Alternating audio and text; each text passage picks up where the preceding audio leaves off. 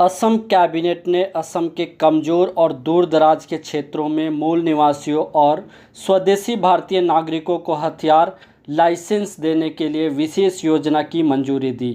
इसके लिए असम के मुख्यमंत्री हेमंत बिस्वा शर्मा ने एक ऑनलाइन पोर्टल शुरू करने की घोषणा की, जिसके जरिए कमजोर और दूर दराज के इलाकों में रहने वाले लोगों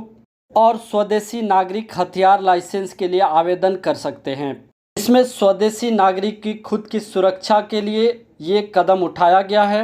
इस पोर्टल के शुभारंभ के दौरान हेमंत बिस्वा शर्मा ने राज्य के कुछ हिस्सों में हथियारों तक पहुंच को आसान बनाने के सरकार के तर्क को दोहराया है,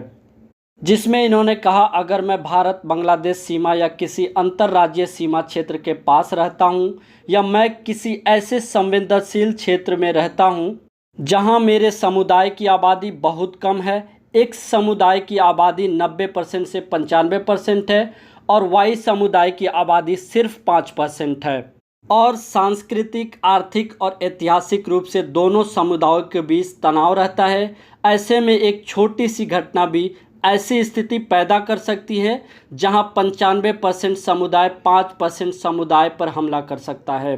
और उनके घर जला सकते हैं और कई तरह की घटनाएं घट सकती है। उन्होंने कहा, एक पुलिस स्टेशन में जिला मुख्यालय से अतिरिक्त पुलिस बल आने के लिए 6 से 12 कांस्टेबल होते हैं। इसमें 2 से 3 घंटे लग सकते हैं। उन 2-3 घंटे में मुझे अपना बचाव करना होगा, और अगर लोगों को पता चल जाए कि इस व्यक्ति या घर के पास बंदूक है तो वह अपने आप में एक निवारक का काम करेगा। इसलिए उन्होंने नए पोर्टल को दूर दराज के क्षेत्रों में कानून व्यवस्था की स्थिति में नागरिकों को प्रथम प्रतिक्रियाकर्ता बनाने का एक प्रयास बताया है। इस पोर्टल के माध्यम से लाइसेंस प्रदान करने के लिए पात्रता मानदंड यह है कि आवेदक असम का मूल निवासी होना चाहिए, उसकी आयु कम से कम 21 वर्ष होनी चाहिए,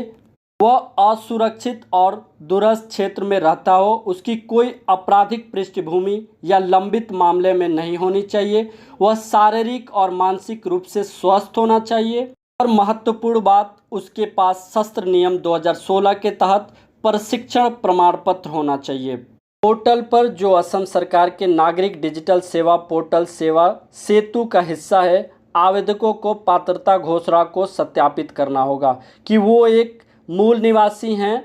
और मैं एक असुरक्षित या दूरस्थ क्षेत्र में रहता हूं और क्षेत्रीय कमजोरियों के कारण वास्तव में अपने जीवन की सुरक्षा के लिए खतरा महसूस करता हूं।